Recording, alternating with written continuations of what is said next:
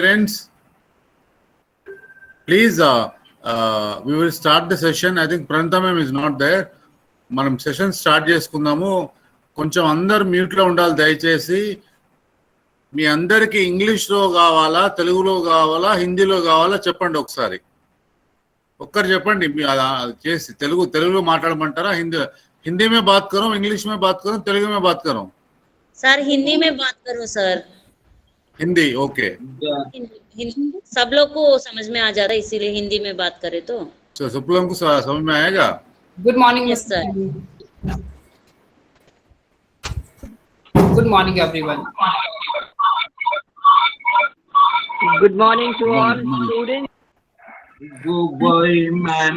Good morning, ma'am. Good morning, Mrs. Singh, Mrs. Bhalla, all the honorable speakers, principal ma'am, and all parents. Good morning, everyone. Morning, Agga. Morning.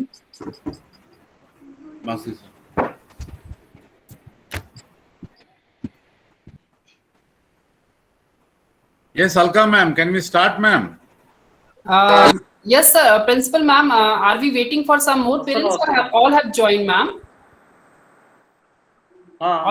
Almost. Most of them have joined. I think we can go ahead. We would like to check with you. Can we go ahead with Hindi, Telugu, or English? Some of the parents are telling in Hindi. Sir, it will be, if it will be a mix of Hindi, English, I think it will be better for all the parents. I think there's a mix of Hindi, English. ठीक है ma'am. Thank you, sir. Yeah. Okay, good morning everyone. Myself, Dr. Krishna, clinical psychologist, and my colleague Mr. Naveen, rehab psychologist. Today we are going, बच्चों का behaviour problems घर पे कैसा handle करना उसके बारे में हम लोग प्रेजेंटेशन देंगे, डिस्कशन भी करेंगे, आपका क्वेश्चंस आंसर करेंगे. थोड़ा आप लोग प्लीज म्यूट में रहिए. और पूरा होने के बाद ये कौन है? ये Peru Principal ma'am, you just see who's not muted. Please guide parents to keep themselves mute. And ma'am, we can see one Mr. Adinaran Reddy. बच्चा बैठा हुआ है. Please ask him to leave, ma'am. Only for the parents this program. Yes, sir. Definitely, sir. You can see on the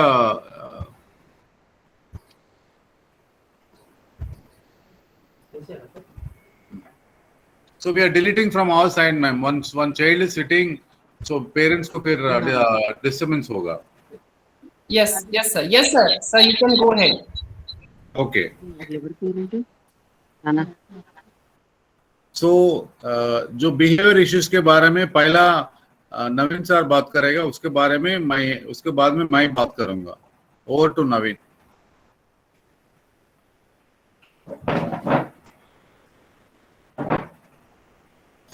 good morning madam and parents. आज का जो topic हम discuss करने वाले हैं, इज इट ऑडिबल? सुनने में आ रहा है madam? Alka madam? Yes, sir. Okay ठीक है. फिर बाद में हम स्लाइड भी शेयर करेंगे, और स्लाइड अगर नहीं दिखाई दिया तो बोलना है. ठीक है मैडम? चलो, will start with how to manage children with intellectual disability their behavioural issues at home. ये आज का टॉपिक का टाइटल है. तो हमको पहले देखना है कि ये बिहेवियर प्रॉब्लम्स क्या होता है और घर पे क्यों ज्यादा हो रहा है. अब ये लॉकडाउन रहने की वजह से थोड़े पेरेंट्स बोल रहे कि और प्रॉब्लम बिहेवियर्स और भी बढ़ गए हैं. तो फिर ऐसा कौन सा टेक्निक्स है जो हम प्रॉब्लम बिहेवियर्स को डील कर सकते हैं, और इसके बाद में आपका स्ट्रेस जो होता है ना, मैनेजिंग पेरेंटिंग जो देने में जो दिक्कत होता है, और उसके लिए कुछ टेक्निक्स भी आपको बताया जाएगा. ठीक है मैडम? Is it Audible? तो पहला हमको ये चेक करना है कि घर का माहौल कैसा रहता है पहला, और घर का माहौल में किस तरीके से प्रॉब्लम बिहेवियर्स होता है, और घर और स्कूल क्या फर्क होता है, क्यों ज्यादा घर में होता है, इसके बारे में पहले जानकारी करना है। ठीक है मैडम, मैं आपको स्लाइड शेयर करूंगा।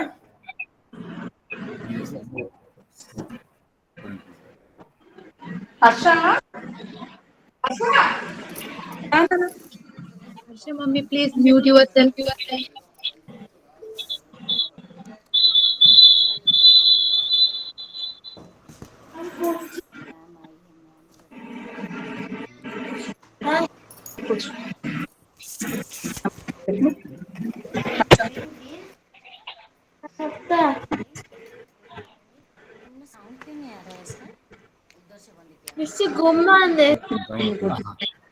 पेरेंट्स से दिखाई दे रहा है कि स्लाइड फर्स्ट स्लाइड में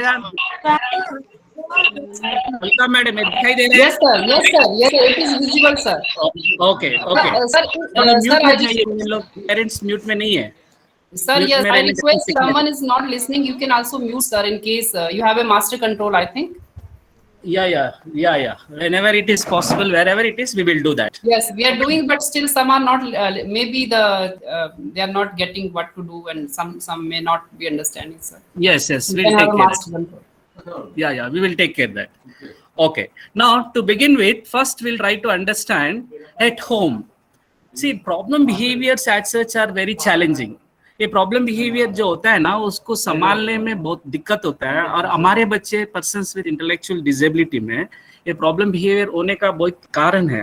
तो पहले हम इसको किस तरीके से डील करना है एट होम, वो पहले चेक करना है। क्या होता है होम में ना, ये ज्यादा स्कोप ज्यादा बढ़ जाता है प्रॉब्लम बिहेवियर। क्यों? कहीं कारण है उसमें। एक तो स्ट्रक्चरल एस्पेक्ट्स है। स्ट्रक्चर जब मैं बोल रहा हूँ, घर का माहौल, मतलब structure is not your building structure, lot of space रहता है, बच्चे इधर उधर फिरने का चांसेस रहता है, और एक जगह नहीं बैठते, शार्प ऑब्जेक्ट्स रहते हैं, वो लग जाता है, क्योंकि उनका हाइपर एक्टिविटी रहने की वजह से ना इंजरी हो जाता है। तो वो भी एक स्ट्रक्चरल एस्पेक्ट है। और बाहर मैंने बहुत पेरेंट्स बोलते समय देखा है कि गेट को लॉक नहीं करता, बच्चा भाग जाता है बाहर, तो एक्सीडेंट हो जाते हैं। ये स्ट्रक्चरल एस्पेक्ट भी एक चीज है जो हम घर को माहौल में लेना चाहिए, और इस स्ट्रक्चरल एस्पेक्ट्स को हम थोड़ा डील करना है। उसके मुताबिक अपना स्ट्रक्चर, घर का स्ट्रक्चर भी थोड़ा चेंज करना पड़ेगा। जैसा यहाँ शार्प ऑब्जेक्ट्स होते हैं, या इलेक्ट्रिकल वायरिंग होता है, यहाँ बाहर जाने से ना कुछ लग जाता है, या कोई स्लिपरी नेचर है, अब बच्चा इधर उधर फिरते रहता है, कभी कभी ना बाथरूम से बाहर आ जाता है, वाटरी रहता है, वो फिसल के गिर जाता है। तो ये स्ट्रक्चरल एस्पेक्ट्स को भी हम ध्यान देना चाहिए घर पर। और दूसरा होता है एटीट्यूडनल एस्पेक्ट होता है। हमारा एटीट्यूड ऐसा होता है ना, पेरेंट्स जनरली क्या करते हैं, अरे वो मेरा बड़ा लड़का ठीक बिहेव कर रहा है, इसमें ठीक नहीं कर रहा है। तो ये समझना चाहिए कि हम उस बच्चे में और हमारे इंटेलेक्चुअल डिसेबिलिटी बच्चे में कुछ फर्क होता है। तो हमारा एटीट्यूड को थोड़ा देखना चाहिए कि उसमें क्या अंतर है, इसमें क्या अंतर है। और तीसरा होता है हमारा पेरेंटिंग स्टाइल, जिसमें ना हमको ये देखना है कि हमारा स्टाइल कैसा रहना है। पहला बच्चे का एक्सेप्ट करना चाहिए, इसका लिमिटेशंस जो भी हैं, जो भी कर सकता है, इतने भी उसका जो अपने को ज्यादा एम्बिशन बढ़ गया या नहीं ज्यादा एक्सपेक्टेशन हो गया, तो फिर हम we will go into a sort of discomfort. फिर बाद में हम हल्लू हल्लू स्ट्रेस आ जाता है, फिर हल्लू से डिप्रेशन में चले जाते हैं। क्यों इतना? तो पहले एक्सेप्ट करो कि लिमिटेशन क्या है इन बच्चों को। ये एक्सेप्टेंसी करने से ना अपने को थोड़ा दिक्कत कम हो जाता है। दूसरा होता है अडेप्ट। हम बच्चे का सिचुएशन देख के हमको अडेप्ट करना है, घर का माहौल ही नहीं बल्कि हमारा एटीट्यूडनल का भी अडेप्ट कर लेना है। और तीसरा होता है एक्नॉलेज। ये पेरेंटिंग स्टाइल में आता है, हम इस तरीके से पेरेंटिंग देना चाहिए। एक्नॉलेज का मतलब होता है कि बच्चे जो भी छोटा भी सक्सेस किया ना, उसको हम एक्नॉलेज करना, रिकॉग्नाइज करना, प्रेज करना है। ठीक है, ये चीज होता है पेरेंटिंग स्टाइल में। दूसरा होता है घर पर ना लिमिटेशंस ऑफ रिसोर्सेस कम होते हैं, जैसे स्कूल में होता है या कोई टीचिंग सेंटर में होता है, कोई थेरेपी सेंटर में होता है ना, उतना तो चीज नहीं रहता है ना, इसीलिए दिक्कत हो जाता है at home. So limitations of resources है। और तीसरा है नॉन मीनिंगफुल एक्टिविटीज, या कुछ एक्टिविटीज नहीं है घर पर, इसीलिए बच्चे ना ज्यादातर से प्रॉब्लम बिहेवियर में इन्वॉल्व हो रहे हैं। तो ये सारा कारण होता है घर में ज्यादा हमको प्रॉब्लम बिहेवियर दिखाया जाता है। तो इस टॉपिक को हम लेकर आगे बढ़ते हैं कि इस प्रॉब्लम बिहेवियर्स को हम घर पर किस तरीके से डील करना है, स्पेशली पेरेंट्स को। तो हम एक तरीके से ना पेरेंट्स को हम एजुकेट कर रहे हैं, एक तरफ से पेरेंट्स को हम टेक्निक्स बता रहे हैं। तो वो टेक्निक जानने से पहले हमको थोड़ा उसके बारे में जानकारी करना है। First we have to learn behaviour principles होता है ना, बिहेवियर क्या होता है वो बाद में देखते हैं, नियम क्या है, बिहेवियर्स का क्या नियम होता है। बिहेवियर देखो, हमको जो भी बिहेवियर हो हम पहले सीखते हैं, दूसरों से देखकर सीखते हैं, जो सीखते हैं उसको बुला भी सकते हैं, और ये सारा ना लर्निंग प्रिंसिपल पर आधारित है। तो उतना डिटेल में नहीं जाना, बस इतना याद रखना पेरेंट्स, जो भी बिहेवियर है हम दूसरों से सीखते हैं। अगर दूसरे का कुछ फायदा हो रहा है वो बिहेवियर से, तो फिर हम वो बिहेवियर को सीख देते हैं। देखो कभी किसी को आपने विश किया, विश करने से वो ना बहुत वो स्माइल किया, फिर आपको कुछ रिवार्ड दे दिया, यानी तो ऐसा कौन सा बिहेवियर है, आप अच्छा लिखे हैं, कोई लेटर लिखे हैं या कुछ अच्छा काम किया है, उससे आपको रिवार्ड मिल गया, तो दूसरे लोग भी ना उसको देखकर अरे भाई ये रिवार्ड मिल रहा है, तो फिर वो बिहेवियर वो इमिटेट करेगा। तो इसका मतलब हो गया बिहेवियर ऐसा वैसे नहीं आएगा, वो हम सीखते हैं, दूसरों को देखकर सीखते हैं, जो सीखा है उसको हम भुला भी सकते हैं, ठीक है। और ये बिहेवियर सादा एक पर्पस होता है, कोई भी एक ऐसा बिहेवियर नहीं है जो विदाउट पर्पस होता है, इसका कुछ पर्पस होता है। और बिहेवियर ना सारा गोल डायरेक्टेड रहता है। बिहेवियर गोल डायरेक्टेड का मतलब कुछ कारण से ही होता है, शायद उसको रिवॉर्ड होना चाहिए, या नहीं तो फिर उसको बचना चाहता है, या नहीं तो फिर उसको नहीं मालूम वो किस तरीके से करना है बच्चा, तो वो बिहेवियर करेगा। सो हमारा भी बिहेवियर देखो, आप यहाँ आए, आप ऑनलाइन में क्लास सुन रहे हैं, ये भी आपका एक बिहेवियर है, जो आपका गोल है। क्या गोल है आपका? आप सीखना चाह रहे हैं, जानकारी करना चाह रहे हैं, ये आपका बिहेवियर का एक गोल है। तो इस तरीके से गोल और बिहेवियर के पीछे एक गोल होता है, ठीक है। और बिहेवियर सारा कहाँ होता है? एक कोई वैक्यूम में नहीं होता है, बिहेवियर सारा एक एनवायरनमेंट में होता है। और एनवायरनमेंट में क्या क्या होता है, जैसे पर्सन है, ऑब्जेक्ट्स है, सिचुएशन है, ये सारा हमारा बिहेवियर को इन्फ्लुएंस करता है। तो ये 5 नियम हैं जो पहले आपको जानकारी करना, इसी पर सारा आधारित है। तो पहले हमको जानकारी करना है कि बिहेवियर क्या है, किसे कहते हैं बिहेवियर। बिहेवियर का 3 लक्षण होते हैं। बिहेवियर क्या होता है? कौन सा भी एक एक्टिविटी, जैसा आप राइटिंग है वो एक बिहेवियर है, कुकिंग है, पेरेंट्स आप कुक करते हैं वो भी एक बिहेवियर है, शू लेस बन रहे हैं वो भी एक बिहेवियर है, रीडिंग है वो बिहेवियर है, ब्रशिंग है वो भी एक बिहेवियर है। वो बिहेवियर में 3 कैरेक्टर्स होना है, एक तो दिखाई जाना है, जो भी देखा उसको दिखाई जाना है, और दूसरा होता है इसको मेजर करना है। मेजर का मतलब मापना चाहिए। जैसे कि अभी ये बच्चा रो रहा है, वो बिहेवियर है, कितने देर रो रहा है, कितने बार रो रहा है, कितना समय पर रो रहा है, और रोने से कितना उसको ना उसका वो गिर रहा है पानी। तो इस तरीके से हमको जानकारी करना है कि एक बिहेवियर को हम मापा जाता है, तो तभी इसको हम बिहेवियर बोलते हैं। और दूसरा होता है ऑब्जेक्टिव। ऑब्जेक्टिव का मतलब जो भी देखा ना उसको उसी तरीके से दिखाई देना, अलग अलग से नहीं दिखाई देना। जैसे कि अभी आदमी का रहा है ईटिंग, ईटिंग एक बिहेवियर है, आप भी देखो वो हम ईटिंग बोलेंगे, दूसरा भी देखेगा तो ईटिंग बोलेंगे। ड्रिंकिंग नहीं होता है, वो ईटिंग है। इस तरीके से वो ऑब्जेक्टिव इन नेचर है। तो इस तरीके से बिहेवियर को 3 लक्षण होना है, एक तो मापा जाना है, दूसरा दिखाई देना है, तीसरा जो भी दिखाई देगा तो इस तरीके से। जैसे कि अभी राइटिंग है, देखो हम राइटिंग को बिहेवियर इसीलिए बोलते हैं क्योंकि वो दिखाई देता है, बच्चा लिख रहा है, कितना वर्ड्स लिख रहा है, वो मेजरेबल है। 2 लाइन लिखा है, 3 लाइन लिखा है, या 4 पेजेस लिखा है, वो दिखाई देता है, समझ गए। तो इसी तरीके से अभी देखो एंग्री है, अलका मैडम, एंग्री बिहेवियर होता है क्या madam? Yes sir, yes sir. Behaviour हमने जो डिफाइन कर रहे हैं 3 कैरेक्टर्स में, Yes, मैं एक एग्जांपल दे रहा हूँ कि एंगर है, एंगर एक बिहेवियर है क्या? नहीं हो सकता। Yes sir, no sir, cannot. Yes, cannot. We cannot observe, we cannot measure, but Yes. out of anger we show some manifestations. क्या होता है? गुस्से से हम फेंकते हैं, किसी चीज को फेंक देते हैं, वो दिखाई देता है। हम गुस्से में गंदे बात करते हैं, वो हमको सिखाई देता है, हमको देख सकते हैं, वो मेजर कर सकते हैं कितना गंदा बात किया उसने। ये सारा मेजरेबल है। उसी तरीके से ऑनेस्टी है, ऑनेस्टी बिहेवियर नहीं होता है क्योंकि हम उसके मापा नहीं जाता। ऑनेस्टी से वो क्या काम कर रहा है, किसी को पैसे दे रहा है, उसने किसी गरीब को पैसे दे रहा है, कितना दे रहा है पैसा, हम उसको मेजर कर सकते हैं, 1 रुपया, 10 रुपया, 20 रुपया, उसको मेजर कर सकते हैं। इस तरीके से बिहेवियर को हम मापने के लिए चाहिए, एक ऑब्जर्व करना चाहिए, और तीसरा ऑब्जेक्टिव। ये 3 लक्षण होने से ही उसको हम बिहेवियर कहलाते हैं। ये क्यों मैं डेफिनेशन बार बार दे रहा हूँ, ताकि बहुत पेरेंट्स ना दे विल गेट कंफ्यूज। हमारे पास जब आते हैं ना जनरल सर्विस या हमारा जब हम क्लिनिकल प्रैक्टिस करते हैं, बोलते हैं भाई ये बिहेवियर ठीक नहीं है।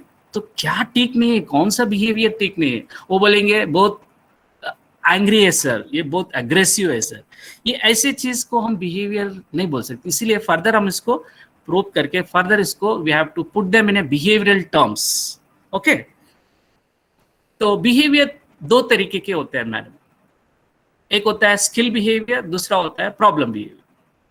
स्किल बिहेवियर जो होता है उससे हमारा इंडिपेंडेंस बढ़ेगा, सेल्फ रिलायंट हो जाते हैं, सेल्फ डायरेक्शन कर लेते हैं। जैसा कि बच्चा पढ़ रहा है, उससे उसना स्किल्स, लिटरेसी, न्यूमरेसी सीखेगा, कल के दिन वो इंडिपेंडेंट बनेगा, वो मनी सीखेगा और पैसे ना जानकारी करने से शॉपिंग कर लेगा, या नहीं तो फिर इंडिपेंडेंट ट्रैवल कर लेगा, थोड़ा उसने बस का नाम या कहाँ से कहाँ जा रहा हो जानकारी कर लिया। वो सारा स्किल्स डेवलपमेंट को जो उपयोग होता है, स्किल बिहेवियर जो होता है ना, उससे आदमी का सेल्फ रिलायंट बन जाता है, मतलब वो इंडिपेंडेंट बन जाता है। जैसे सोशल स्किल्स है जो बच्चा ना, यहाँ मैंने थोड़े पिक्चर्स दिया जैसे उसको आप ना रिलेट कर सकते हैं। स्किल बिहेवियर्स में ये सारा हो जाता है, ब्रशिंग होता है, राइटिंग होता है, ग्रीटिंग पीपल, जैसा ये देखो ये सोशल स्किल्स है, ये सारा स्किल बिहेवियर्स है। एक होता है स्किल बिहेवियर, दूसरा होता है प्रॉब्लम बिहेवियर। ये प्रॉब्लम बिहेवियर ना दूसरों को हानि होता है, हानि पहुंचाता है बिहेवियर से ना दूसरों को। जैसा कि देखो यहाँ दिया मैंने, लोचना है, या नहीं तो देखो बच्चे दो लोग लड़ रहे हैं, एक का सिर एक पकड़ लिया उसने, खींच रहा है बाल, ये प्रॉब्लम बिहेवियर। इससे क्या हो जाता है, किसी स्ट्रेसफुल हो जाता है, जो पेरेंट्स को स्ट्रेस हो जाता है, या नहीं तो इंजरी हो जाता है, या नहीं तो देखो नीचे एक क्लासरूम है वहाँ डिस्टर्ब हो रहा है। देखिए आपने एक फोटो मैंने लगाया जिसमें बच्चे ना उठकर इधर उधर भाग रहे हैं, जिसका मतलब होता है ये प्रॉब्लम बिहेवियर से ना टीचिंग लर्निंग प्रोसेस में इंटरफियरेंस आ जाता है। या नहीं तो फिर इनअप्रोप्रिएट रहता है, एज के हिसाब से नहीं रहता, वो 10 साल रहता है लेकिन उसका बिहेवियर 3 साल बच्चे के जैसा होता है, वो इनअप्रोप्रिएट कर देता है। या नहीं तो फिर सोशली डिविएंट होते हैं, समाज का जो नियम होता है ना, नियम के अनुसार उनका बिहेवियर नहीं होता है, किसी को मार देता है, किसी पर थूक देता है, या जाते जाते कोई चीज दिख जाता है तो जॉब में लगा देता है ना, ये सोशली अप्रूव नहीं है, ये सारा चीज अप्रूव नहीं है। या कोई कारा है उसके ऊपर जाके थूक देता है, ये सोशली एक्सेप्टेंस नहीं है। तो ऐसी चीजों को हम प्रॉब्लम बिहेवियर कहलाते हैं। तो क्यों होता है भाई प्रॉब्लम बिहेवियर, क्यों होता है, इसका कारण क्या है? तो हम देखा गया तो 3 मेजर रीजंस है। एक होता है बायोलॉजिकल, जिससे मतलब बच्चे का ब्रेन में कुछ प्रॉब्लम है, इसीलिए वो प्रॉब्लम बिहेवियर बताता है। जैसा कि इसका ब्रेन में ना थोड़ा न्यूरोट्रांसमीटर, थोड़े केमिकल्स होते हैं, थोड़ा आगे पीछे हो जाते हैं, इसका लेवल्स कम ज़्यादा हो जाता है, डोपामाइन, न्यूरोट्रांसमीटर, ऐसा कुछ कई तरीके का केमिकल्स है, या एनाटॉमी में चेंज होता है, या फिजियोलॉजी ब्रेन में कुछ गड़बड़ हो जाता है। इसके वजह से ना बायोलॉजिकली एक रीज़न हो जाता है जिससे बिहेवियर बताते हैं। और नहीं तो फिर कभी फिट्स ज़्यादा आ गया बच्चे में तो उससे ज़्यादा बिहेवियरल प्रॉब्लम्स भी बता देता है, जैसे बाइटिंग है, या नहीं तो फिर किसी को मार देना है। ठीक है, ये सारा जो है ना बायोलॉजिकल काज होता है। दूसरा रीजन होता है साइकोलॉजिकल, वो फॉल्टी लर्निंग, उसे कुछ फायदा मिल गया तो बार बार हुई प्रॉब्लम बिहेवियर। जैसा इसने रो लिया, रोते माँ ने कुछ इसको दे दी तो उसने सीख लिया अरे रोने से मिल जाएगा, ये होता है फॉल्टी लर्निंग, तो गलत से सीख लिया। और तीसरा होता है सोशियोलॉजिकल, जिसने ना वो दूसरों को देखकर सीखता है, वो रोने से कुछ फायदा मिल गया उसको तो ये भी रो लेता है। या नहीं तो फिर बच्चे ना क्लास अपने घर में भी देखते हैं बच्चे को, कोई बच्चा ना आपके दूसरा बच्चा ना लड़का ना उसने फेंक दिया, फेंक देते उसने देख लिया माँ उसको दे रही तो उसने भी फेंक देता, तो इसका मतलब हो गया ये तो प्रॉब्लम बिहेवियर इसने सीखा है। कैसा? सोशियोलॉजिकली। So he is imitating his brother, or he may be imitating his peer group. तो ये हो गया सोशियोलॉजिकल। तो कारण कहीं हो सकते हैं, वो 3 रीजन कर सकते हैं हम। एक तो हो सकता है बायोलॉजिकली, जिससे ब्रेन का इफेक्ट होने के कारण से बिहेवियर बताते हैं, या न तो फॉल्टी लर्निंग, या तीसरा होता है सोशियोलॉजिकल। 3 कारण होते हैं। अभी हम इस प्रॉब्लम बिहेवियर को किस तरीके से समझना है, ये बहुत बड़ा सा इम्पोर्टेंट है जो आप पेरेंट्स घर पर भी कर सकते हैं। इसको बहुत सिंपल सा है। देखो मैंने पहले ही बोला है कोई बिहेवियर ना विदाउट रीजन नहीं होगा, बराबर से कुछ रीजन होगा, कोई इसका कारण हो सकता है। तो वो कारण ढूंढना बहुत इंपॉर्टेंट है हमारे लिए। तो एक टेक्निकली इसको हम ABC मॉडल बोलते हैं, जिसके अंदर ना A का मतलब होता है एंटीसीडेंट, B का मतलब होता है बिहेवियर, C का मतलब होता है कॉन्सिक्वेंस। पुट इट सिंपल में हमको बताना है पेरेंट्स को। तो A का मतलब होता है बिफोर, कोई भी प्रॉब्लम बिहेवियर होने से पहले कुछ कारण होता है, बगैर कारण कुछ नहीं होता। तो कारण कहाँ से ढूंढेंगे आप? कैसे ढूंढेंगे आप? और बिहेवियर प्रॉब्लम के बाद कोई ऐसा एक फैक्टर होता है, उससे कुछ फायदा मिलता है, हाँ कि नहीं? देखो आप भी घर में ना, हम कभी कभी देखते हैं घर में ना, पति पत्नी के बीच में भी ऐसा होते रहता है। पत्नी क्या करेगी, वो बराबर से टिक नहीं बनाएगी करी, तो उसका इफेक्ट, क्यों ऐसा नहीं बनाई, क्यों, why she did not cook properly, नहीं तो डिले क्यों करी कुकिंग में, उसका कारण होता है, हो सकता है कारण, कई कारण हो सकते हैं। मैडम अलका मैडम, एक चुप एक्सरसाइज है, तो हम थोड़ा वी विल रिवाइज इट। क्यों madam, what could be the possible cause why why parent और mother has not cooked on time? क्या कारण हो सकता है Alka madam? Hello Sir, hello, हाँ कोई भी बता सकते हैं क्या क्या कारण हो सकता है घर में हम टाइम पर खाना नहीं बना, क्या हो सकता है, क्या कारण हो सकता है? चुप से ऐसे बताओ आप। सर उनका तबीयत खराब हो सकता है उस दिन, मूड हाँ ठीक वेरी नहीं गुड, होगा। तबीयत ठीक नहीं होगा, वेरी गुड, एक काज हो सकता है। दूसरा काज नहीं बोले, और बताओ, बस एक ही कारण है। No gas at home sir, है? No gas at home. अरे गैस नहीं है, oh very good, okay next. वो कहीं और और भी बिजी हो सकती हैं उस दिन, पार्डन किसी और अपनी ऑफिशियल काम में बिजी रह सकती हैं। हाँ ऑफिशियली बिजी हो सकते हैं, टाइम नहीं है इसीलिए नहीं पकाया, हाँ कि नहीं? सकते हैं। हाँ, तो इसी तरीके से हमको इन्वेस्टिगेशन जैसा होता है ना, उसी तरीके से हमको प्रोब करना पड़ेगा, हमको देखना पड़ेगा बच्चा अगर कतर रहा है, या बच्चा किसी चीज को फेंक दिया क्लास में, या नहीं तो घर में किसी का हानि पहुंचाया, तो हम इसको प्रोब करना, इसी तरीके से सोचना है। सोचने के लिए हमारे पास कुछ क्यूज है, उस क्यूज का होता है WH क्वेश्चन बोलते हैं हम।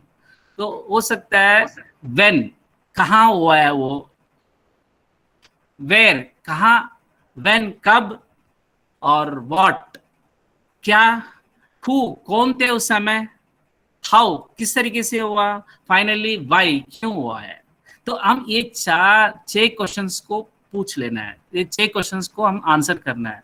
हमको खुद अपने को सोचना है, एज ए पेरेंट आपको सोचना है। आपका बच्चा अगर कोई प्रॉब्लम बिहेवियर बता दिया, तो आप पहले एक क्वेश्चंस का आंसर ढूंढो, जैसे आपने बोला है ना, इसी तरीके से ढूंढना है। जैसे कि बच्चा कतर रहा है, खुद से कतर ले रहा है, हाँ, तो फिर देखना है कि कब कतर रहा है, कौन रहे तो कतर रहा है, हो सकता है वहां मम्मी रहने से कतर ले रहा है, या नहीं तो फिर इसको कोई इसका चीज छीन लिया, उसका टॉयस छीन लिया, या उसको कोई मनपसंद का जो चीज है वह नहीं दिया, तो उसने कतर रहा है, हाँ कि नहीं? तो इस तरीके से आपको WH क्वेश्चंस खुद से पता करना है, और इससे हमको बहुत अच्छा सा क्यों मिलेगा। हेलो, थोड़ा म्यूट करना। ओके, तो ये होता है, हम पहले एंटीसीडेंट फैक्टर्स को पहचानने के लिए WH क्वेश्चंस खुद अपने पेरेंट्स, खुद आप क्या करना है, आपका बच्चा अगर कोई प्रॉब्लम बिहेवियर बता रहा है, तो एक क्वेश्चन का आंसर लिख लेना है, कहाँ कर रहा है, कौन से समय पे कर रहा है, घर पर कर रहा है या फिर स्कूल में कर रहा है, या नहीं तो पापा रहने से कर रहा है या मम्मा रहने से कर रहा है, या कोई चीज उससे छीन लिया है, या वो कब कर रहा है, कौन से सिचुएशन में कर रहा है, जब टीवी देखते समय, या खाना खाते समय, या बाहर जाते समय, कौन से समय में वो कर रहा है, कौन से सिचुएशन में कर रहा है। ये सारा जानकारी करने के लिए हमारे को WH क्वेश्चंस का सहायता लेना पड़ेगा। इससे हमको ज्यादा इंफॉर्मेशन आएगा, जिससे हमको पता चलेगा कि क्या कारण हो सकता है। देखो हमारा प्रॉब्लम बिहेवियर हम जो भी यहाँ डील कर रहे हैं, मेडिकली नहीं, it is only psychological based. So हमारा अप्रोच होगा साइकोलॉजिकल बेस्ड अप्रोच। तो ये हो गया।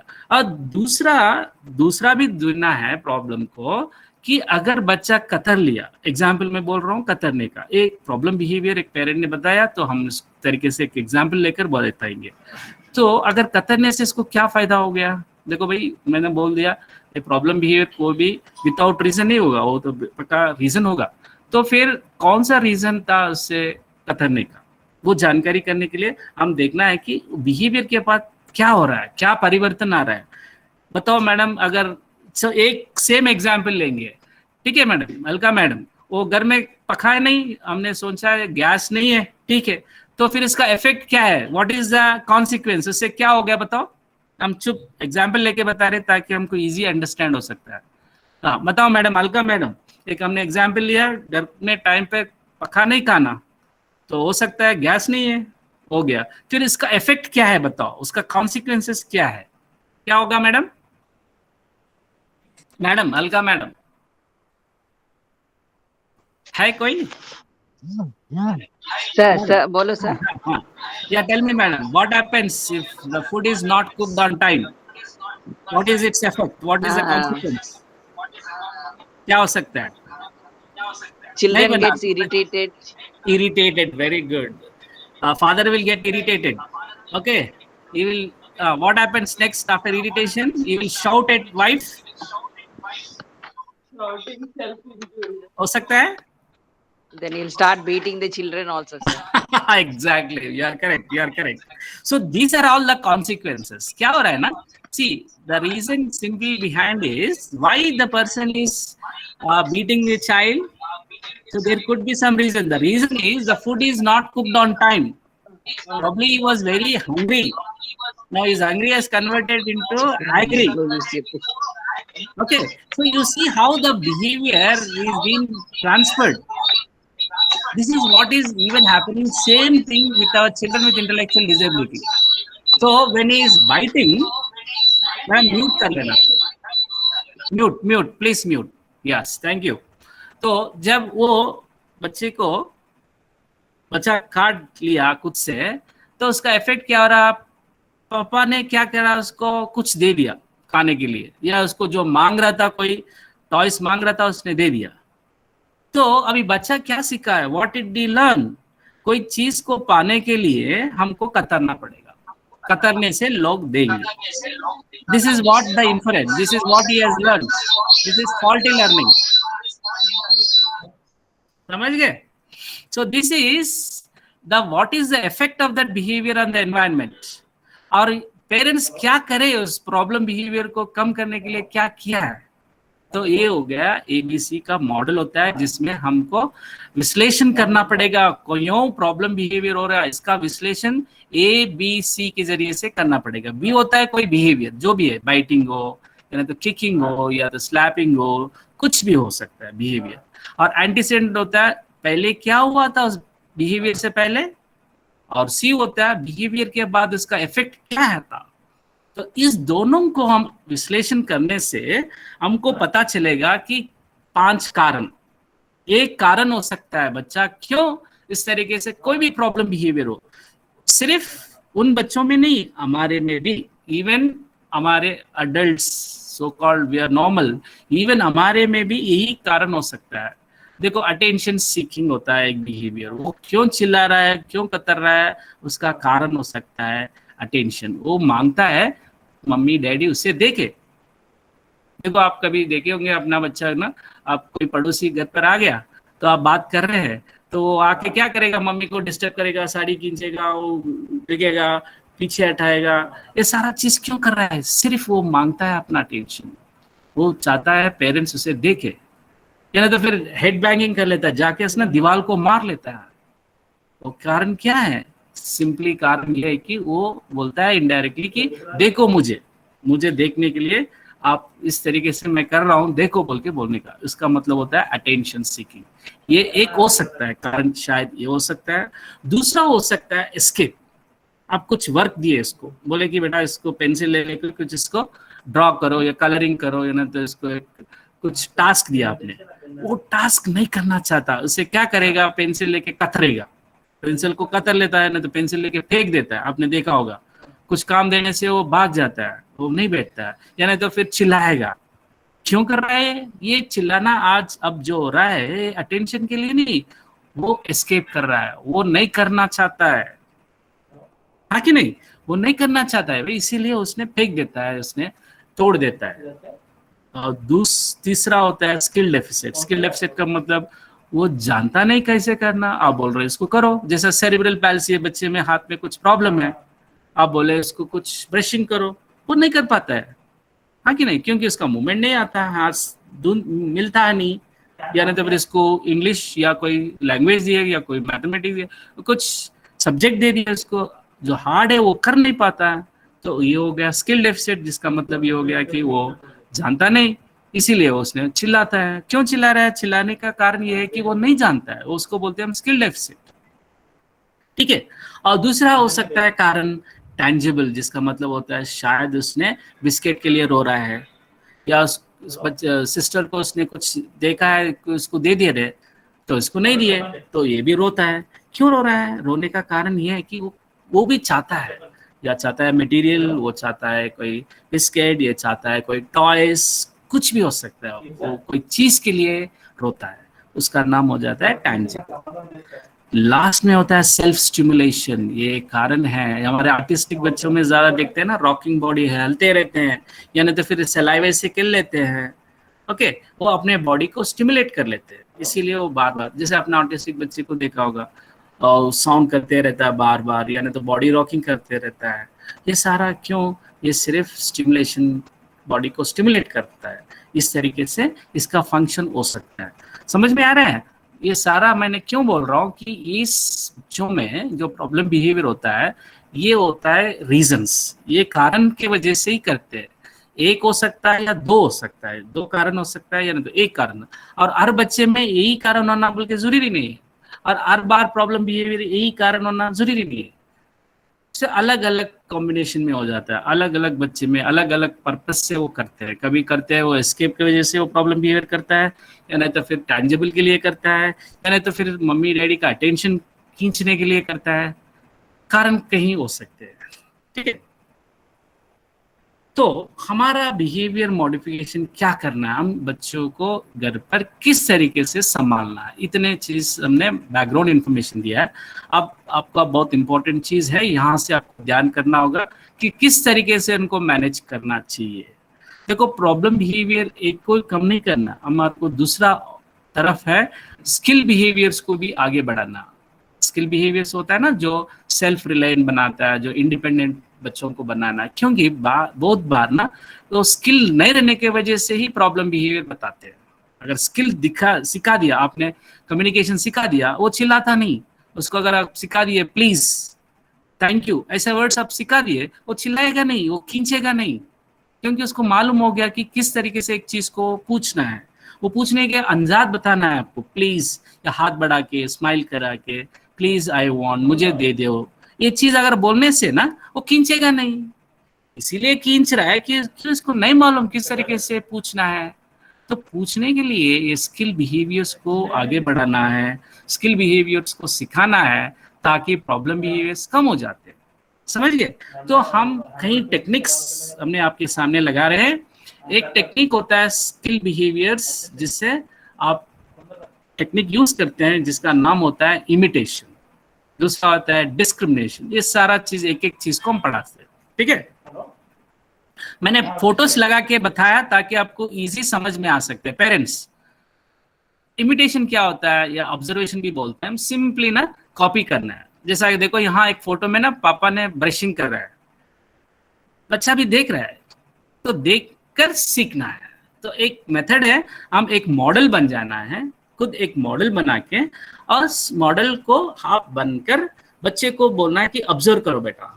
वो ऑब्जर्व करेगा, वो अटेंशन पे करेगा। आप ब्रश किस तरीके से घुमा रहे हो, ऊपर नीचे, वो देखे जैसा देखना है, ठीक है ना। यहाँ देखो कितना अच्छा से इसने बच्चे को ऑब्जर्व, बच्चा ऑब्जर्व कर रहा है मिरर में, ठीक है।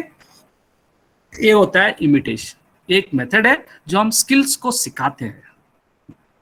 दूसरा होता है डिस्क्रिमिनेशन। ये होता है आप, जैसा कि मैंने बोला, ability to respond differently to different stimuli. मैंने बोला बच्चे को इतने पेंसिल में रेड निकालो, तो उसने रेड ही निकालेगा, ब्लू नहीं निकालेगा। तो इस तरीके से रेस्पॉन्स होता है। You should respond to one stimulus and you should not respond to other stimulus. इसका मतलब होता है, आप एक बोला है कि रेड पेंसिल निकालो बेटा, रेड कलर निकालो, तो रेड ही निकालेगा। जब बोलेगे आप ब्लू पेन निकालो, ब्लू पेंसिल निकालो, वो ब्लू पेंसिल ही निकालेगा। मतलब रेड जो होता है ना, उसको मालूम होना कि रेड क्या है, तो वो बराबर करने से आप रीइंफोर्स करना, वेरी गुड बोलना, जब वो ब्लू निकाला आप कुछ नहीं बोलना, फिर एक बार बोलना बेटा रेड निकालो। पहले तो इसको सिखा देना है, बाद में डिस्क्रिमिनेशन इस तरीके से हम बच्चों को सिखा सकते हैं, responding to one and not responding to other. तो ये एबिलिटी है जिसमें बच्चों में कम रहने की वजह से ये प्रॉब्लम बिहेवियर बताते हैं। ठीक है, दूसरा होता है जनरलाइजेशन। देखो हम एक चीज सिखा दी है, जैसे कि हमने 2 + 2 = 4 पेपर पे बता दी।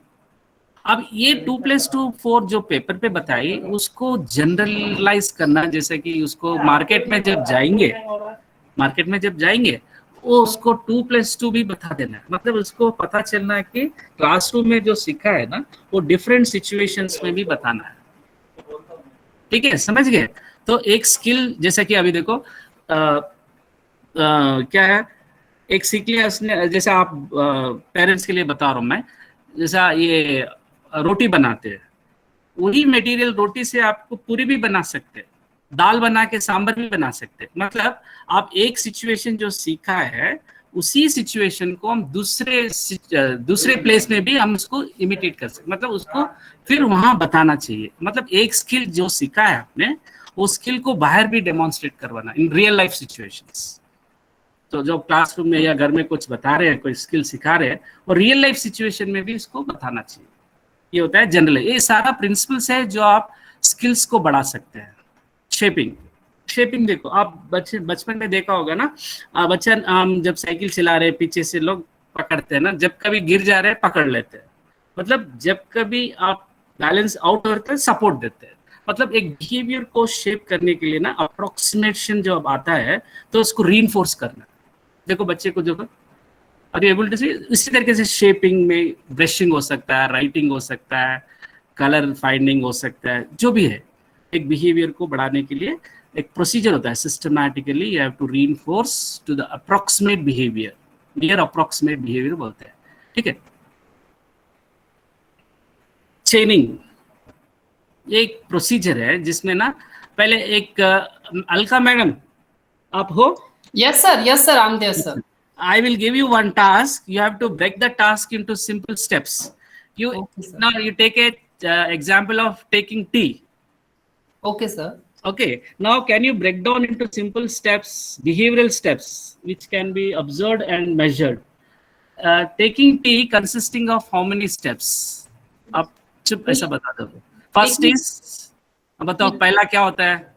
Taking tea in the sense you are saying preparing tea or having tea? Sir? No, having tea. I mean to say having tea. Yes, sir. So we'll put it in the cup, sir. Like Putting it into cup. Yeah. Please. Putting it to cup is first step. Yes, sir. Second step.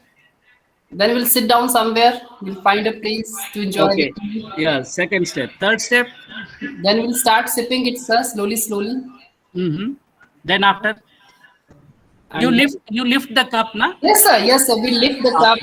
That Take it to minute the you mouth. can. Yes, sir. We No, lift it. Madam, we want such a minute description. Okay, sir. Lifting the cup. Lifting the cup. Yes, sir. We First lift step. it. And And then then second step. yes, sir. Second Lift. step. Then we'll take it towards our mouth. We can Exactly. Putting it towards your mouth. Then Yes. third. Then trying to sip tea out of this, sir. No. Don't you open the mouth? Yes, sir. Opening the mouth again. Yeah, please after describe. the time, Please describe that minutely. Yes, opening the mouth and then trying to put that sip, trying to sip the tea maybe in a good way, so that tea may not fall from the lips or something like that. Minute steps. No. What I mean to say is, either you take example of eating. Let's say example of eating. That would Yes, be sir. more lucid to explain. Okay, tell me. Now you mix the rice. Yes, sir. Then what next? This is what now I think we have to teach our children. Maybe parents, when you are putting them in a session, these steps ask them to observe. Okay. All right. Now mixing the rice is the first step. Second, Then trying to lift the food lift the food, trying to with your fingers. grasp with your fingers. And, Then put into the. again putting into the mouth, sir. Before opening. Close to the mouth. Yes, taking the. Okay. Then don't you open the mouth? Yes, open the mouth and then chew. Then try to chew it. sir. When you open the mouth, you chew. Don't you remove your fingers from the mouth? You Yes, also sir. see your fingers. Definitely, sir. We'll remove the fingers. We'll take down hand again. Yes. Exactly. So what I mean to say is you have to minutely describe each step, which is very, very visible, observable. This is what is being done in our IEPs. No, that's what special educators will do. So maybe parents, if they are taught in this manner, how each steps can be taught. So there is a procedure called task analysis. So parents should be made to know how a task can be broken down into steps. You know, even for us also, if you have to learn if you have to learn a computer programming or any other higher skills, first we'll break down into steps. Is it not?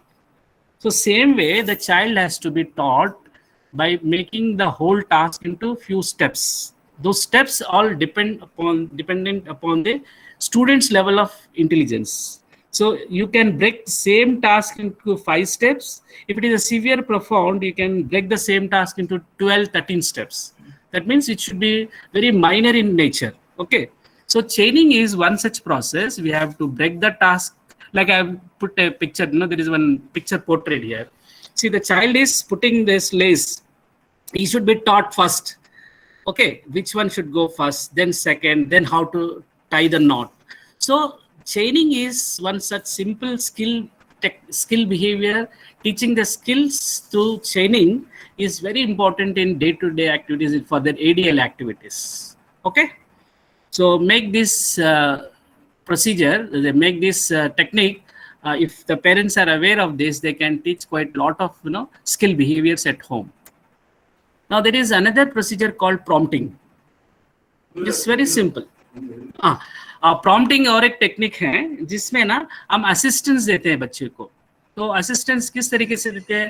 There are different prompts होते हैं. एक physical prompt है जो बच्चे को पीछे से पकड़कर, जैसे आप उसको कोम्बिंग करना है तो आप खुद से उसका हाथ पकड़कर कोम लेकर उसके सिर पर ना ऐसा करने का, या ब्रशिंग ले रहे उसके हाथ को पीछे से लेके बोलना है, बताना है, या नहीं तो फिर करवाना है. तो ये प्रॉम्प्ट ना सही लेवल्स में होते हैं. अगर आप सिर्फ बोल रहे हैं, बच्चे को बोल रहे हैं या याद दिला रहे हैं, फिर आप ब्रश करो, ये होता है वर्बल प्रॉम्प्ट. आप एक रिमाइंडर कर रहे हैं बच्चे को कोई एक्टिविटी को, या नहीं तो खाने से पहले बोलेंगे कि वॉश योर हैंड्स, ये तो वर्बल हो गया. ये तो खाली आप बोल रहे हैं कि जाके हाथ धो लो, और खुद जाकर आप हाथ धुला रहे हैं, उसका हाथ पकड़कर करवा रहे हैं, तो वो हो जाता है फिजिकल प्रॉम्प्ट. ये असिस्टेंस देने से ना बच्चा रिपीटेशन करने से वो सीखेगा किस तरीके से हाथ को धोना है, किस तरीके से ना खाने को मिलाना है, मिक्सिंग राइस, ये सारा असिस्टेंस देना पड़ेगा. ये प्रॉम्प्टिंग क्या होता है ना, basically the child will learn motor learning होता है, जिसमें क्या होता है ना, उसका मूवमेंट सीख लेता है, उसका कॉन्टेक्स्ट बता लेता है, और उसको किस तरीके से प्रेशर अप्लाई करना है, ये सारा उसको प्रैक्टिकली आप इसको एक्सपीरियंस देते हैं. तो ये होता है प्रॉम्प्टिंग. खुद ऐसा थोड़े बच्चे ना बोलने से नहीं करेगा, क्योंकि वो नहीं जानता वो एक्टिविटी क्या होता है और उसको मूवमेंट नहीं पता चल जाता है. See our children is person with intellectual disability और कॉग्निशन कम रहने की वजह से ये सारा एंटिसिपेट नहीं कर सकता, प्रोग्रामिंग नहीं कर सकता. तो आप खुद साइड में रहकर इसके हाथ को लेकर मिला के बताना पड़ेगा. ओके, जैसा कि अभी प्लेट साफ करना है तो आपका हाथ लेकर ऐसा समझो कि आप ही धो रहे हैं, लेकिन इसका हाथ को पकड़कर करवाना है. तो ये होता है लेवल ऑफ असिस्टेंस. आप जितना असिस्ट करोगे चाइल्ड उतना सीखेगा, बच्चा उतना सीखेगा. ठीक है. अभी प्रॉब्लम बिहेवियर्स, ये था सारा जो मैंने टेक्निक्स बताया, ये सारा स्किल बिहेवियर्स को बढ़ाने के लिए. अब रहा सवाल प्रॉब्लम बिहेवियर को किस तरीके से कम करना है ना, दिस इज वेरी चैलेंजिंग. तो ये थोड़े टेक्निक्स हैं, आप पिक्चर्स को देखते हुए भी समझ सकते हैं. ये फिजिकल रिस्ट्रेंट एक टेक्निक है ना. बच्चे कभी कभी ना मारते हैं बच्चे, यानी तो कतर लेते हैं. तो उस समय क्या करना होगा, जैसा वो मूवमेंट जाता है बच्चे को अब ऑब्जर्व करना, वो आगे बढ़ा रहा है, हाथ आगे बढ़ा के किसी को मार रहा है, मारते समय इसको हाथ को पकड़ लेना है. आपने देखा है पिक्चर में देखा है ना, उस तरीके से पकड़ लेना. पकड़कर इसको बोलना है, एक वर्ड नो बोलना है. अफर्मेटिव स्टेटमेंट बोलते हैं इसको, नो बोलते हैं. ये नो क्यों बोलना है, एक रीजन है. सिर्फ पकड़ना ही नहीं बल्कि इसके साथ साथ नो एक वर्ड बोलना है. फ्यूचर में क्या होगा, अब सिर्फ नो बोलने से वो मारने के लिए आगे नहीं बढ़ेगा, उसका हाथ कतर ले रहा है, तो आप फट बोल के तुरंत पकड़ लेना, हाथ पकड़ लेना. वो कंप्लीट एक्ट कंप्लीट नहीं होने से पहले ही पकड़ लेना, पकड़ लेके उसको बोलना है कि नो, ये बार बार करना है, एक पेयरिंग हो जाना है। फिर बाद में उसने आप दूर से ही नो बेटा बोले तो रुक जाएगा। एक कंडीशन है, क्लासिकल कंडीशनिंग प्रिंसिपल पर आधारित है। तो इस चीज को आपको ध्यान में लगाओ जब कभी बच्चे को मारने के लिए हाथ बढ़ा रहे या किसी को ढकल दे रहा है या नहीं तो कुछ से कतर ले रहा है, तो ऐसे चीज को ना आप ये टेक्निक यूज कर सकते हैं, फिजिकल रिस्ट्रेन बोलते हैं, जिसे इसको रिस्ट्रिक्ट करना है इसका मूवमेंट को। हो गया, समझ गए? Next, extension. एक्सटेंशन क्या होता है ना, आप कभी कभी बच्चे लोग पेरेंट्स का अटेंशन मांगने के लिए सिर को ना दीवार पर मार लेते हैं, नहीं तो किसी पर थूक देते हैं या नहीं तो चिल्लाते हैं। ये क्यों करता है? इसका फंक्शन क्या हो सकता है? सिर्फ वो आपका अटेंशन मांग रहा है, वो चाहता है कि आप उसको उस तरफ देखें। तो उस चीज को हम कैसे डील करना है? इग्नोर करना। इग्नोर का मतलब उस तरफ देखना ही नहीं, आप सुनना नहीं, उस कुछ भी नहीं करने का, बस सिर्फ आप अपना काम करते रहना। वो चिल्लाएगा, कुछ नहीं करना, वो फेंकेगा, कुछ भी नहीं बोलने का, उस तरफ देखने का नहीं और कुछ बोलने का नहीं। इस तरीके से ना कंप्लीटली उसको अवॉइड करना है। आप जितना इग्नोर करेंगे ना, वो हल स्टार्टिंग में बहुत बताएगा प्रॉब्लम, वो इतना चाहता है कि आप उसको देखे, जैसे चिल्लाएगा, कुछ नहीं बोलना, और चिल्लाएगा, कुछ नहीं बोलना। फिर एक स्टेज में ना उसने साउंड्स लेता है, भाई मम्मी डैडी नहीं देख रहे, तो हल्लू हल्लू बिहेवियर क्या हो जाता है, कम हो जाता है कि नहीं? तो स्टार्टिंग में थोड़ा मुश्किल हो जाएगा, लेकिन एक्सटेंशन थोड़ा गाइडलाइंस ये भी है कि इसको जहां बोले वहां नहीं करना है, क्योंकि ये हार्म भी कर सकता है बच्चे को। तो आप थोड़ा इंश्योर करना है कि प्रोटेक्टिव एनवायरनमेंट में एक्सटेंशन को अप्लाई करना, नहीं तो फिर उस सही भी सिर फोड़ लेता है उसने, ठीक है? उसको कुछ हेलमेट दे के छोड़ देना, नहीं तो वो सिर भी मार लेता है, फिर फिट्स आ जा सकते हैं। तो एक्सटेंशन को थोड़ा केयरफुली अप्लाई करना है।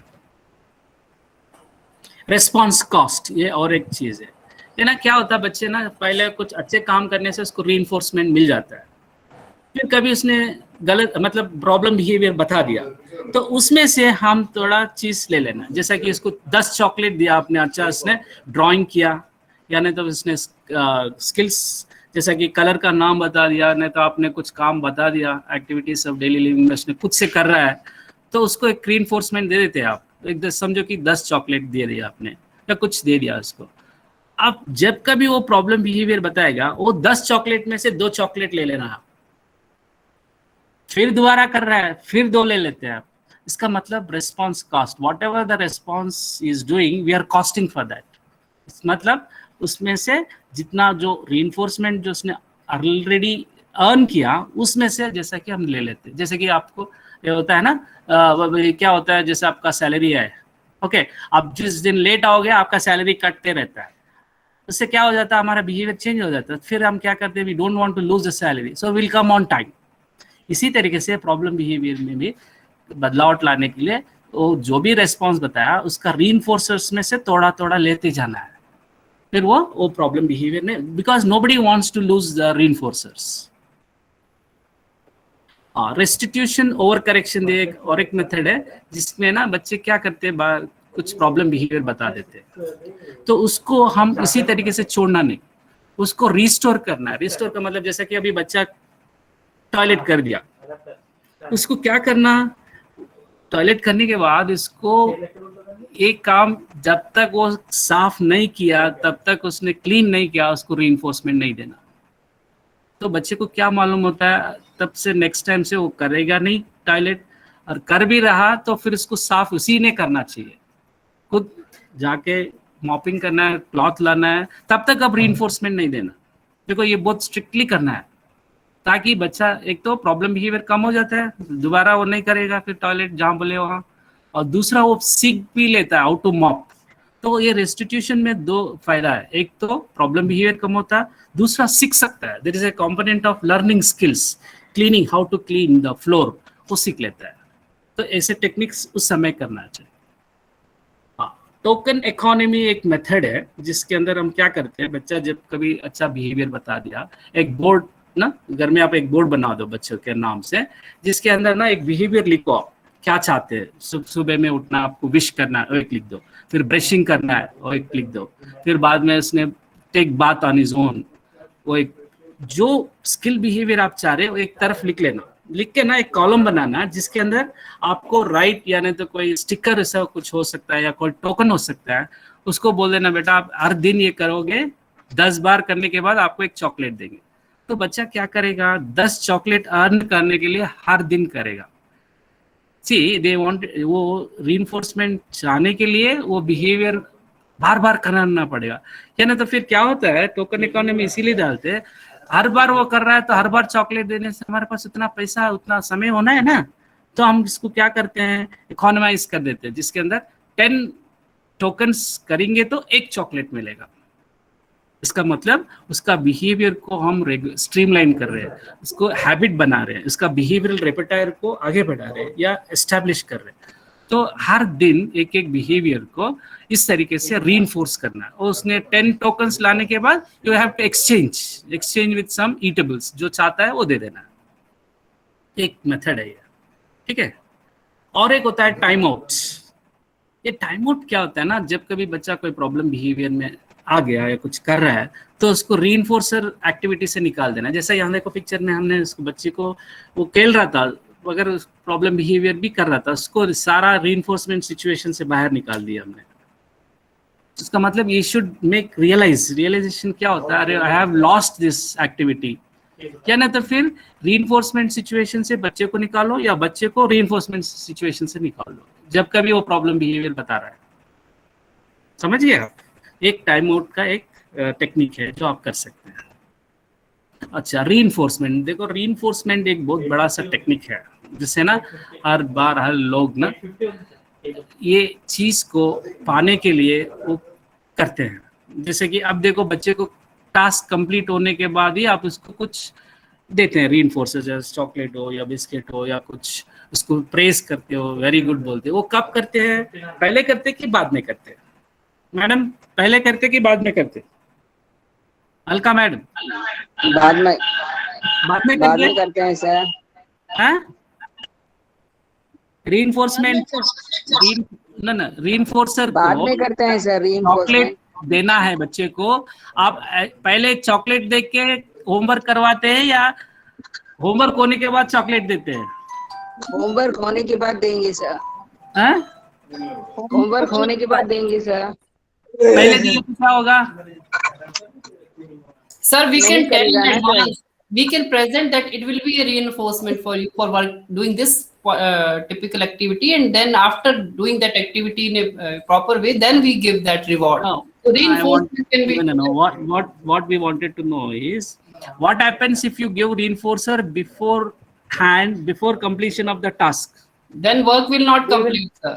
Exactly. If you give reinforcer after completion of the task, They will complete it sir. they will associate. The main thing is they will associate the work with the reinforcers. They understand if I complete the task, I am going to get this reinforcement. Okay. If you are giving reward before, it is bribe. If you are giving reward after the task, it is reinforcement. Is it not? In bribe we give first. In reinforcement we give later. So we should not bribe the child. We should reinforce the child so that it will happen in future. The same response, the same behavioral repertoire occurs in future also. Okay. So you must see that child should give reinforcement after completion of the task. Okay. So the child will learn, associate the reinforcers with the task.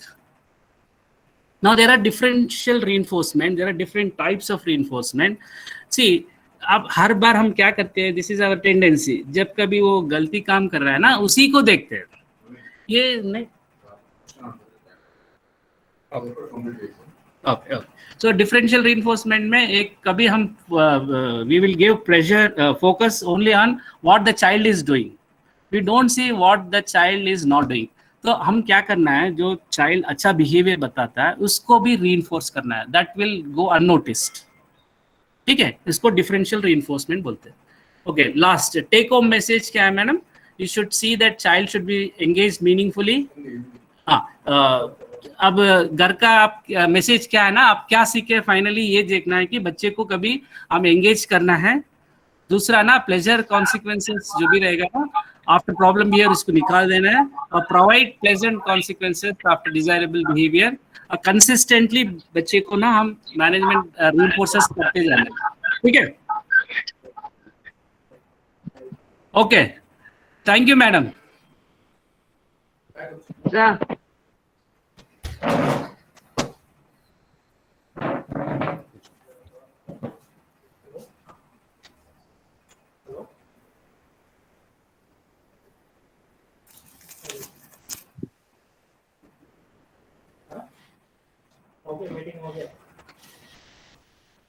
ये सलका ma'am, कुछ parents कुछ doubt पूछना है, if they have any questions please ask them to. Yes, sir, definitely, sir. So, all the parents are requested if they have any queries regarding their child's behavior, they can put their queries, and sir, our respected speaker is there to answer your queries. So, anybody, principal ma'am, you can even teachers can ask, or if the staff wants to ask, or any parent, we are here. Hello ma'am. Yes, ma'am, you're audible, right? जी ma'am, मैं जयंती बोल रही हूँ, mother of Joshua. बोलिए जयंती Yes, जी। ma'am, बोलिए। हाँ sir, बच्चे का प्रॉब्लम है कि वो जो खाना खाता है वो हम लोग जब चेंज करते हैं वो सिर्फ एक ही खाना प्रीफर, मतलब वो उसको एक ही खाना चाहिए रहता है, जैसे कि दाल और चावल। अगर उसके जगह हम लोग और कुछ भी देते तो नहीं खाता है वो। All the time same food prefer करता है वो। तो इसके लिए मतलब बहुत दिक्कत भी होती, उसको सही तरीके से न्यूट्रिएंट्स भी नहीं मिल जाता है, विटामिन, मतलब बहुत दिक्कत होता है क्योंकि सिर्फ वो एक ही पैटर्न मांगता है। ओके मैडम, आपका बच्चा आर्टिस्टिक बोल के डायग्नोस किया गया क्या? हाँ जी, he is a autistic child with a 60% disability. तो आर्टिस्टिक बच्चों में ना madam food selectivity, food sensitivity रहता है। तो वो एक ही चीज खाने के लिए पसंद करते हैं।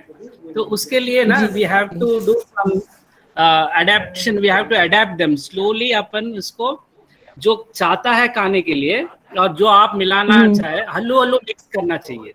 Should slowly adapt to the taste buds.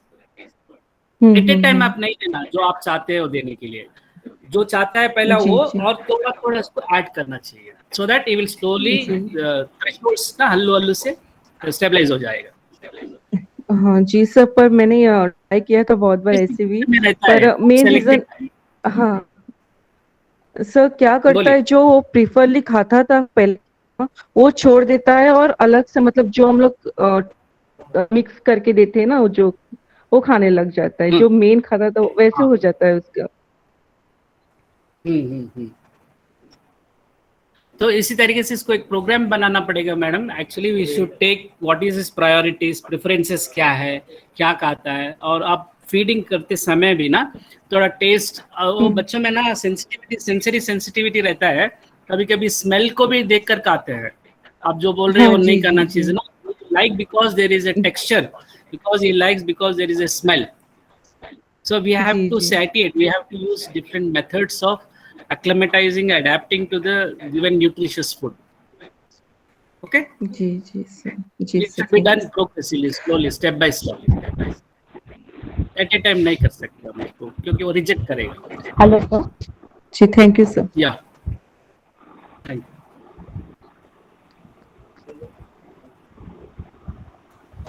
Hello sir. या मैडम बोलिए मैडम।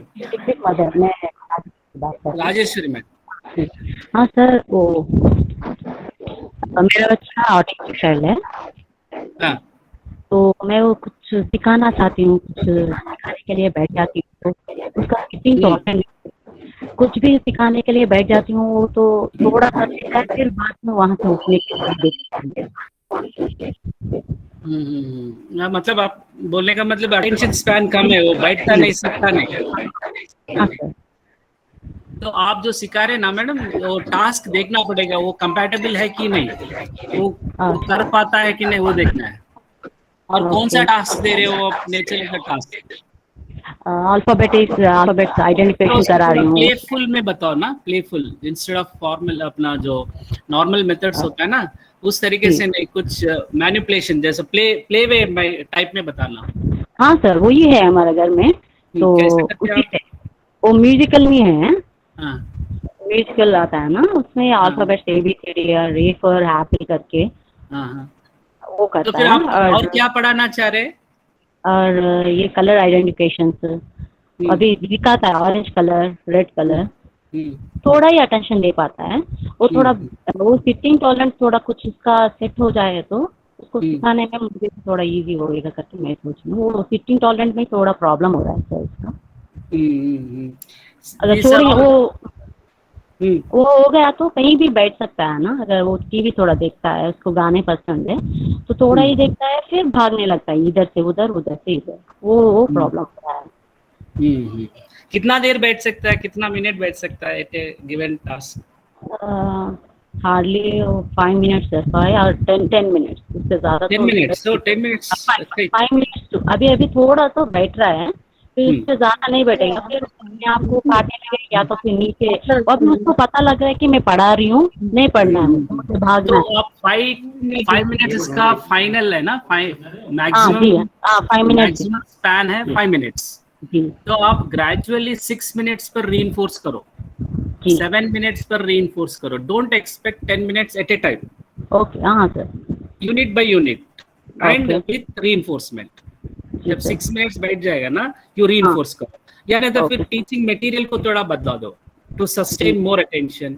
अरोज क्यूरियोसिटी बढ़ाना बच्चे में, तो टीचिंग मटेरियल में थोड़ा चेंजेस ला लेना, so that you will pay more attention. Okay, if you come no personally to NM. जी सर, आऊंगी मैं। जी आऊंगी सर। या यू कैन आप एक बार आ सकते हैं ఇక్కడ NIMH को, like he will give programming. Okay, వస్తాను సార్ నేను. వచ్చారా ఇంతకు ముందు? వస్తాను సార్, నేను బాబు గురించి అని వచ్చాను. వచ్చి అది ఐటీ గురించి వచ్చాను సార్. లాస్ట్ డిసెంబర్లో వచ్చాను నేను. ఈ ప్రాబ్లమ్స్ రాలేదు, రండి ఒకసారి. ఓకే సార్, వస్తాను నేను. Okay, thank you.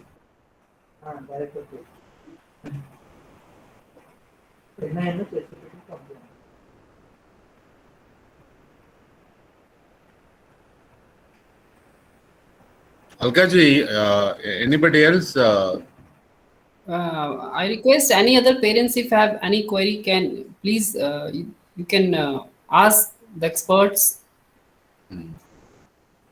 Ma'am, even from your side, if any teacher wanted to ask something, or maybe. Alka ji, I think you're from army, right? Yes sir, yes sir. I'm sure whatever Mr. Naveen has taught you, I think you people are extensively using those techniques. Yes sir, definitely. We are very grateful to all the team of NIPID sir. No, what I mean to say, already yes sir, it's already we are getting all the inputs on on after intervals of time, and we as a management team always in touch with you people, the team, entire team sir. Yeah, yes. No, what I mean to say, whatever the techniques are being taught, yes sir, already these are useful in army also. You people are used to the maybe the names are different. Yes sir, definitely. Definitely. Yeah. Anyway, actually army is basically based on strict discipline, based on reward and punishment, and these skills. Yes sir, we can relate these psychological theories here also in army. Yes ma'am. Yes sir, reward, reinforcement, rewards, all these. Yes. These are there. I think these work everywhere, not in army, everywhere, in all sectors. I know. Parents, any question, any query, if you have, please put your queries. Otherwise, we can close them.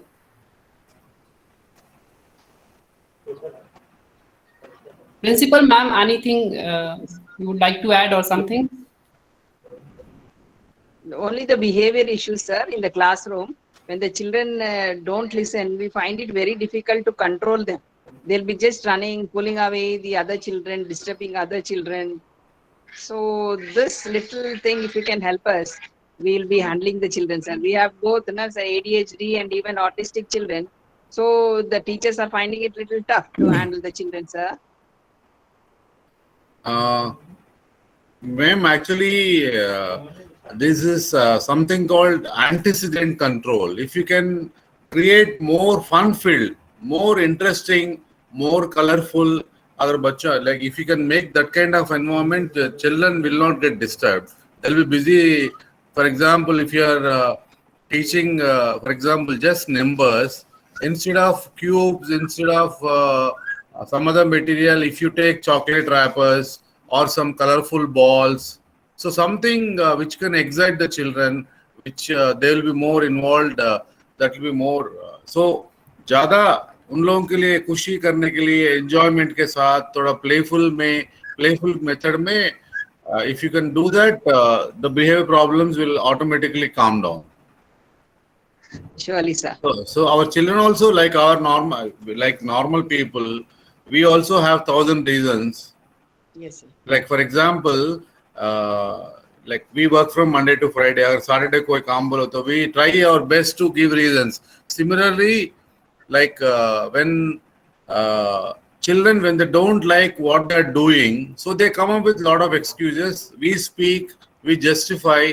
So they express their feelings through these behavior problems, like running here and there kind of thing. And some people will have automatically more activity kind of thing. So basically, thoda playful method mein ho gaya to it will be more. That's what my understanding.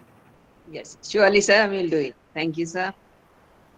Good afternoon, sir. I am Mrs. Vasudha Arora, principal of BAPS Bolaram, and we have Asha Kiran in our school.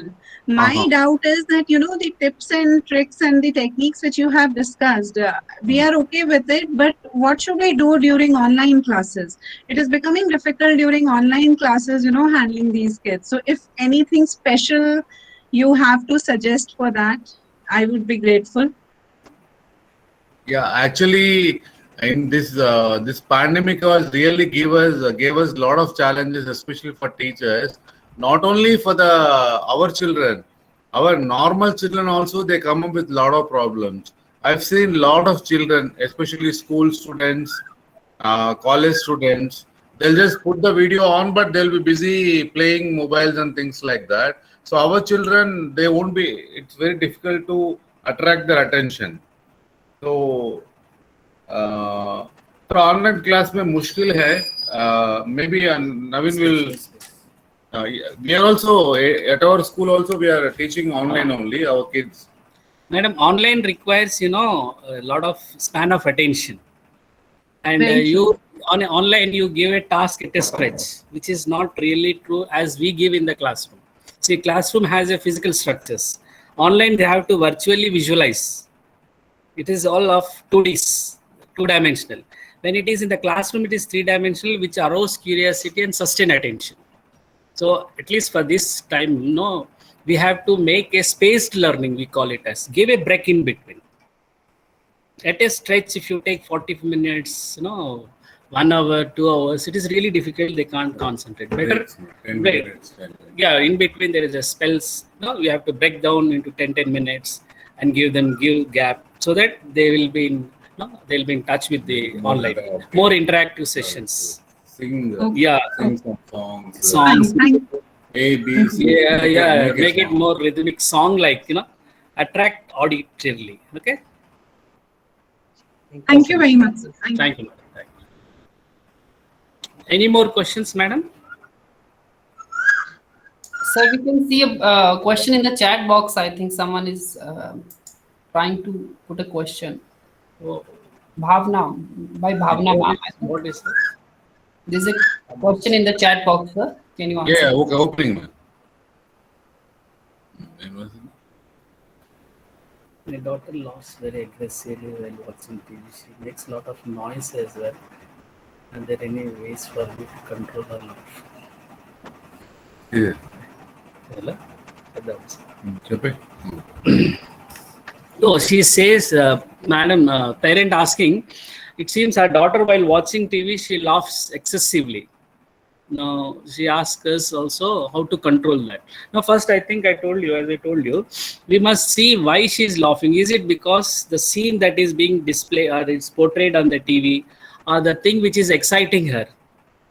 Maybe the reason for that is the scene or the song or the situations, it might be exciting her. So better to control them is only antecedent control is we have to see that the TV should be switched off as per the requirement. It should not be prolonged for long hours. And consequently, what we have to do is once she start laughing excessively, now we must also see that we must tell that if you excessively laugh, we'll switch it off. So the consequence is she is lost. The moment she laughs, you switch it off. It is something like, time out. We have to remove this from such a reinforcing situation. So she start learning that if I learn more than required, the TV will be switched off. So this consequence we should provide them. Or else you have to control. We have to give those sceneries which doesn't arouse such, type of stimulations. So either to control them or we have to immediately see that it should be switched off with a word no. समझ में आ गया? Yes. Bhavna madam. Madam, Yes, sir. Yes, Vasudha sir. Madam. Yes, sir. समझ में आ गया ना madam? Bhavna madam. Yes, sir. Yes, sir. Got it. Ji, Yeah. thank you, sir. Okay. Okay, Dr. Malka ji, chalo, I think it's time to close.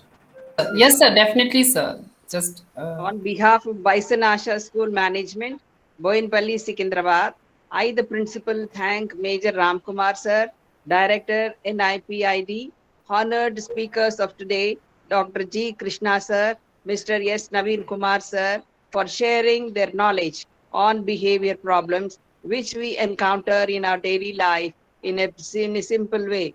I thank all the parents, staff, and the supporting staff of NIPID. Thank you all very much. And sir has explained very beautifully the behavior modifications program techniques in a simple way, which we will follow, sir. Thank you all so much. Thank you, madam. And thank you, Alkazi, making this interaction live. And I think all the parents, including we also, we should learn. From the past 1 hour, I've been observing you have a smile on your face, ma'am. I really appreciate Yes, sir, your. thank you so much, sir. We are grateful to the entire team of NAPID, in fact, for providing us this opportunity. You are addressing the issues so nicely that every parent is satisfied. I think those who have asked the queries, they have satisfied somehow. So thank you so much, sir. Thank you so much. Thank you for the opportunity, ma'am. We'll keep troubling you. Thank you very much, sir. Thank you.